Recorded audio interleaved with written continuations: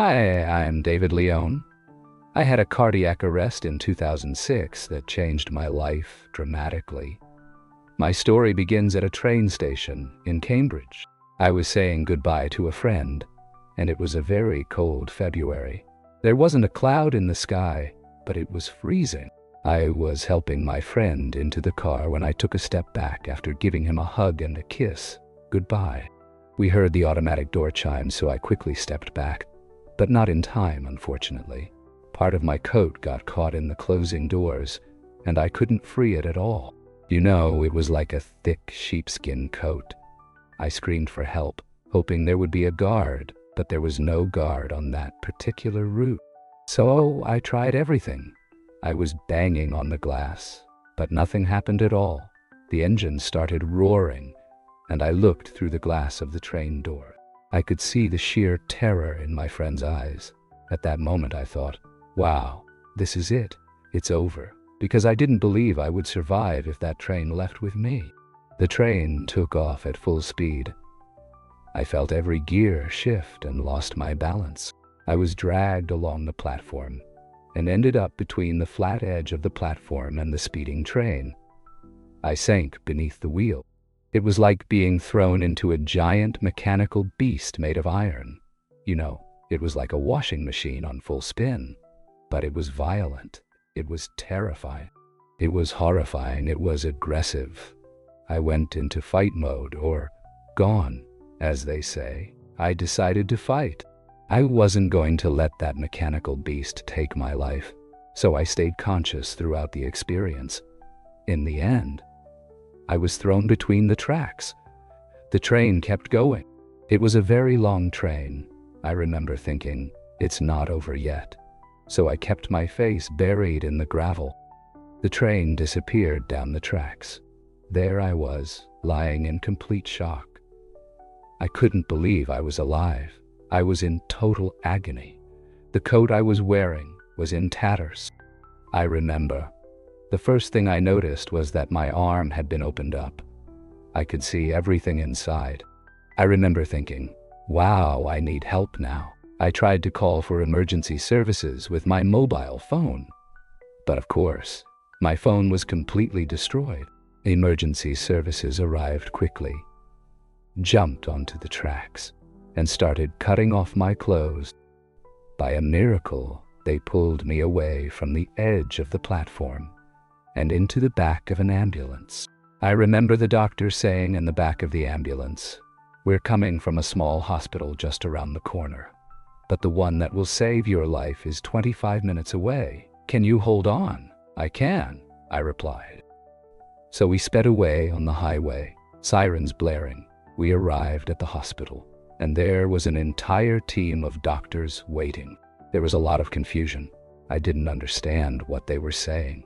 To me, it was all science, of course, but I could hear fear in their voices and knew it wasn't over yet. I realized I was losing a lot of blood. I could literally see it pouring out of my arm. They worked on me with all their might. I remember the surgeon in charge of the whole situation. He seemed calm, actually. He approached me and said, "David, we're going to have to take you directly to the operating room. Your family is here. Do you want to see them?" I said, "Yes, please." My friend Anna, whom I had been saying goodbye to on the train, was there. I was so glad to see her because I needed to connect with someone. I knew she must have gone through this terrible experience with me, and I wanted to talk to her. She came close. Her face was pale. She was in complete shock, and her head was shaking back and forth. She said, "I can't believe you're alive. They announced over the loudspeakers that you were dead." And I said, "I know." I detached from the drama that was happening in the hospital. You know, all the intensity of it. You know, the noise, the pain I was feeling suddenly faded. And I found myself in what seemed like a small, dark space.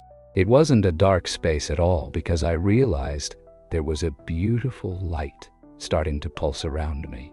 There were small, pulsing colors: amber, green, yellow, and red. I felt a sense of calm from these pulsing colors because I thought in that moment that I hadn't made it. I thought I must be dead. I didn't try to fight it. I didn't try to resist it. You know, I've realized that many people who have had near-death experiences often try to resist, especially those who have young families to take care of. I mean, it's not that I wanted to die. I didn't. But after everything I had just gone through, I was I don't know, in a way I was happy to accept it. So yes, I didn't resist. I lay back on the hospital stretcher. Well, I thought I was standing on that stretcher, but that wasn't the case. Now, I was lying on a huge rock. It was like a massive granite rock. The best way to describe it is that it felt like a medieval altar. It was interesting because normally, lying on something like that would be very cold and uncomfortable. But no, it wasn't. I felt very comfortable. I looked to check my injuries and examined my body. I realized I was no longer dressed.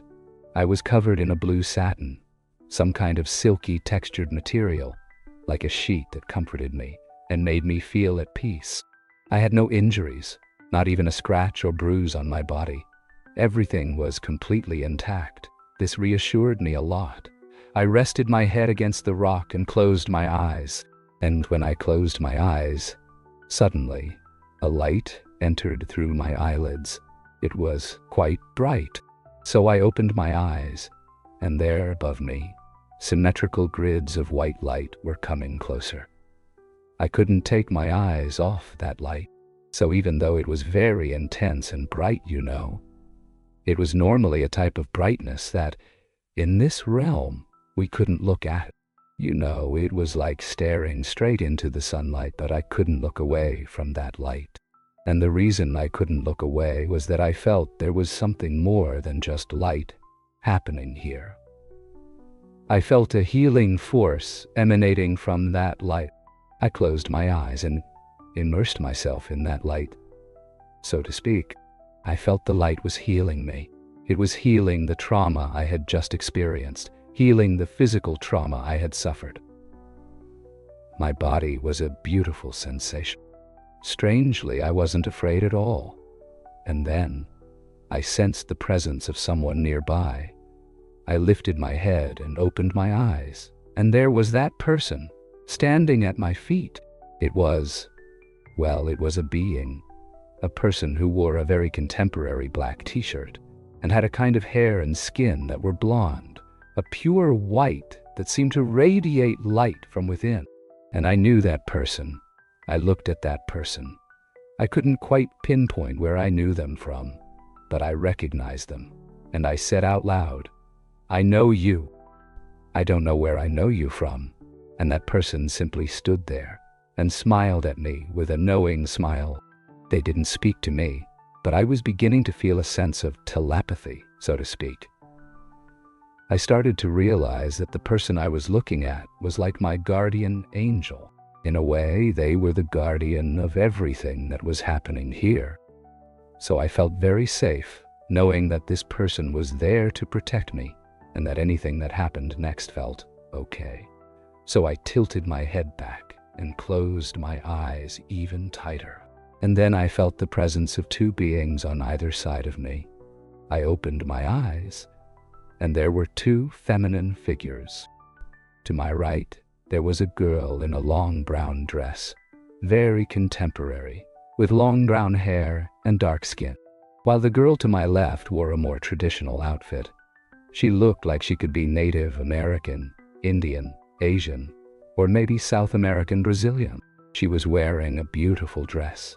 They had their hands hovering over the contours of my body, slowly tracing each one. I closed my eyes and felt the energy coming from their hands.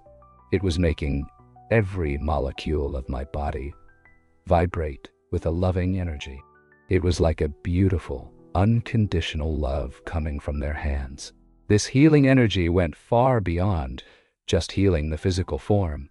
It went much deeper. They were peeling away every layer of pain, emotional pain, or baggage, as we call it. They were taking off all these layers and reaching the pure essence of my soul. It was a beautiful and liberating feeling. I felt free, freer than I had ever felt in my entire life, you know? I felt whole. I felt that this was me. This was my true self, my essence without guilt, shame, pain, or oppression. None of those feelings were there. It was then that I started to think about my family, because I remembered that my mother had been crying when I was in the hospital. Everyone had been in shock. Of course, I had been under a train. This was really terrifying for them, just as it was for me. So I tried to lean in and look down. And as I looked down, I thought I might see them, but I couldn't see them at all. What I did see was a kind of breathtaking view. It was like a massive waterfall of stars, and it was as big as Niagara Falls, Victoria Falls. You know, instead of billions of tons of water cascading over the edge, there were billions of bright stars just falling and rolling. There were shooting stars flying overhead, and I thought, wow. I was just completely awestruck. I looked down, and while I was looking down, I tried to focus my gaze. At first, I could only see shining stars. And then I began to see colors forming nebulas. I was looking down. It felt like I was moving from one galaxy to another and witnessing formations I had never seen in my life. I mean, before this, I never had much interest in astronomy. Sometimes I would look up at the night sky and see the stars shining, but that was it. It was almost like a two-dimensional view of the universe for me. Now, I felt like I was in the universe itself. I felt this vastness, not just from seeing what I had seen, but I felt the force of the energy. I felt the energy of it. I felt like I was moving forward with this energy, and that's why I was more than happy to carry on with it, because it was so beautiful. I laid my head back on this enormous rock, knowing with certainty that I was part of this energy and this beautiful force. The final part of this whole experience was the most profound for me. I began to feel this energy of love vibrating inside me, but it became more intense. It vibrated with such intensity that I thought, what is happening? I had to open my eyes again and lift my head, and just beyond where I was, this beautiful androgynous being at my feet, there was a sort of enormous tunnel of light coming toward me through the universe. I was surrounded by these very dramatic flames, slowly circling around the edge of this pure white light. A very, very bright light. They were telling me that what I was seeing here was the source of all creation. This was God. Not God in the form of God that I had always liked to believe in, you know. From my school textbooks, the images of Michelangelo, like God on the ceiling of the Vatican, with the long gray beard. No, this was God in the form of this enormous tunnel of white light. The love and strength emanating from that white light were so beautiful, amazing, and liberating that I laughed. I remember laughing to myself and tilting my head back against the rock. And just at that moment, suddenly, I was back in my body. I was back in the hospital, and the beauty of that white light was now something like, now it was the fluorescent strip glaring in my eyes. The noise was just overwhelming. It was like a screeching in my ears, and the pain took over every vein and muscle in my body. It's strange because most people have told me since then, you must have been really crushed to have returned after all that beauty to the hospital. But no, I wasn't. I was still euphoric from all of it. I felt like I was still connected to that other realm I had just returned from. I remember seeing my friend Anna and my family there, standing. I turned to Anna and said, something amazing just happened. Something really important that I need to tell you. And I remember she put her hand over my mouth and said, not now, you can tell me later. And I said, no, but this is really important. You know, I was so excited and full of energy, she said. Later, David, later. So I said, okay anyway. They wheeled me into the operating room, and I was unconscious for about 8.5 hours. I remember waking up in the hospital room and being there, lying alone in the darkness. There was like a little machine, kind of R2-D2, beeping, and yes, I was processing the fact that they had just thrown me under a train and I had gone through so much horror, but I was more obsessed with what had just happened. The whole experience of leaving my body and going to this beautiful realm and seeing what awaited us. I didn't know anything about near-death experiences at that time. Then I thought, this has only happened to me. And I thought, I have to tell everyone. I thought, I can't forget this. How am I going to remember this, and how am I going to convey it to people? And I thought, I know what I'm going to do. I'm going to create a painting that shows what happened to me, the whole experience in a picture. And I thought, it has to be big. It has to be dramatic. It has to be like those paintings by Michelangelo, like the grand biblical scenes portrayed. I had never done anything like that in my life before, but I didn't care. I thought, when I get out of the hospital, that's what I'm going to do. So, once I left the hospital, I recovered at my sister's house with her young family. And I said, I have to make this painting. So I managed to get a huge canvas, and I remember it was the length of the wall in the room where I was recovering at my sister's house. And I recovered enough to do it. I was obsessed with making it. I had to do it. So I started painting. And yes, at first I was apprehensive because I hadn't received training to do this, and I didn't want to mess it up. But once I started painting, I was amazed at how beautiful it was turning out. I thought. I remember when I began painting skin tones, I was applying greens, reds, blues, yellows, all kinds of colors. Whatever I had, I just threw it in there, and these skin tones were coming to life. And I thought, I didn't know how to do this. And I realized that they were helping me, guiding me. I felt like I was still connected to that other realm, as if an umbilical cord of energy was still flowing through it. And I looked up, as I still do, and said, thank you for all the help you've just given me. It didn't stop there. It was interesting because I had started receiving spiritual healing at a local spiritualist church because I needed to try to make some sense of this. And I knew there was a spiritualist church in the town where my sister's house was.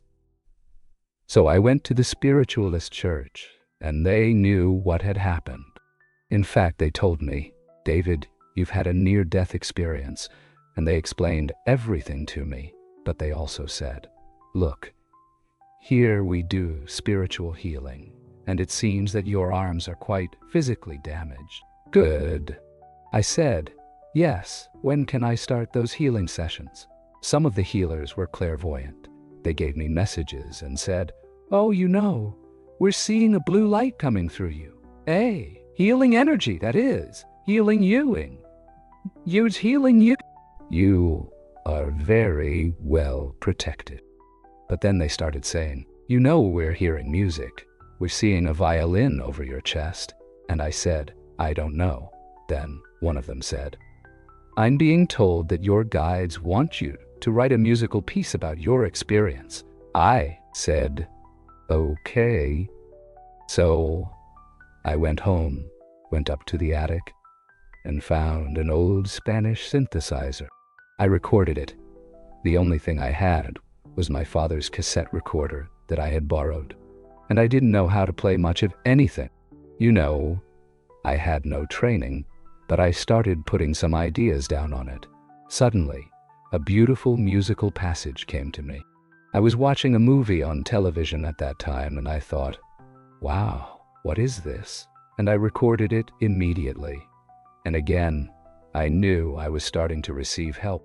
I developed it to the point where I thought it was more than just a simple musical piece.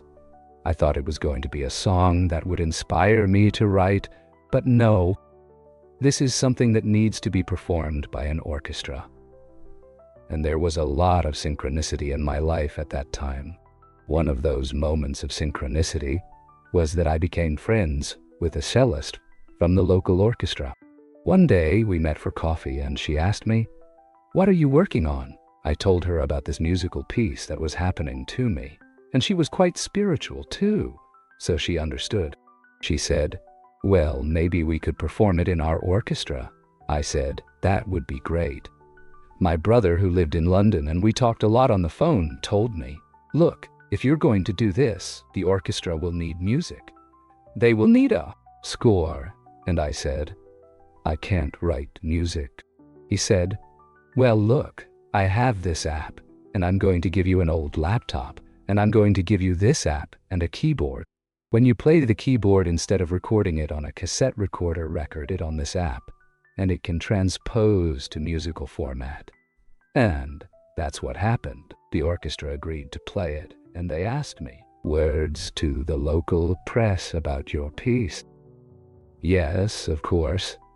I told them I spoke with the local press on the phone, and they said to me, "Wait, are you the guy who got underneath the train?" Yes, I told them. "This is going to be on the front page of the newspaper." I said, "Great." From that moment on, the phone didn't stop ringing. The BBC got in touch with me and said, "We would like to come and do a news report about your piece."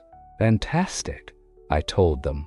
Of course, after that, tickets for the concert sold out 2 weeks in advance. So the atmosphere at the premiere was incredible. It was as if you could hear a pin drop. It was a beautiful, beautiful atmosphere. I thought, this is amazing. More and more people are going to know what it's like. Because the first piece I wrote was about my experience, and it was called The Divine Light. I remember my family, and I sitting in the front row and listening to the entire piece. I didn't feel nervous. I felt fully confident that they were helping me, that this was going to happen, that everything was going to work again. But it was more than that. I remember the conductor lowered the baton, and those initial chords I had written on that little cheap synthesizer now sounded like a three-dimensional sound, and it was beautiful to me. I could enjoy it because I knew it wasn't just me who had written it. And it ended, and there was a beautiful round of applause. I was hugging my mother again. She was crying, but this time tears of joy. And then my sister said, "David, look behind you." I said, "What?" And I looked back. There was a standing ovation. People were on their feet clapping. It was just amazing. From that moment on, I began to receive commissions from other orchestras to write music. And that inspired me to keep working on my music and my art. I couldn't stop painting. I wanted to keep painting more and more paintings based on my experience. I wanted to share everything I could, both through my art and my music. So it was as if I could give people, and I still can give people, an idea of what happened to me in that other life, in a pretty three-dimensional sense, both through my art and my music. Then the third part of the puzzle happened. They kept telling me over and over again, through these media, that I had to write my story. I am dyslexic. I had left school with very few qualifications. My life was a complete mess until my accident. In fact, just before it happened, I was in financial ruin and about to be evicted from my apartment in London, where I was living. So life couldn't have been much worse at that time. Anyway, a friend reached out to me. She lived in Scotland, quite far away, and we hadn't been in touch for years. She already knew my story and said to me, "When are you going to write it down?" I replied, "Well, that's what people keep telling me, but I'm dyslexic. There's no way that will happen." Then my friend, who had never written a book or anything in her life but had written some medical articles for journals, said, "Well, you could have a co-author, and I could help." I said, "Great." So that's what we did.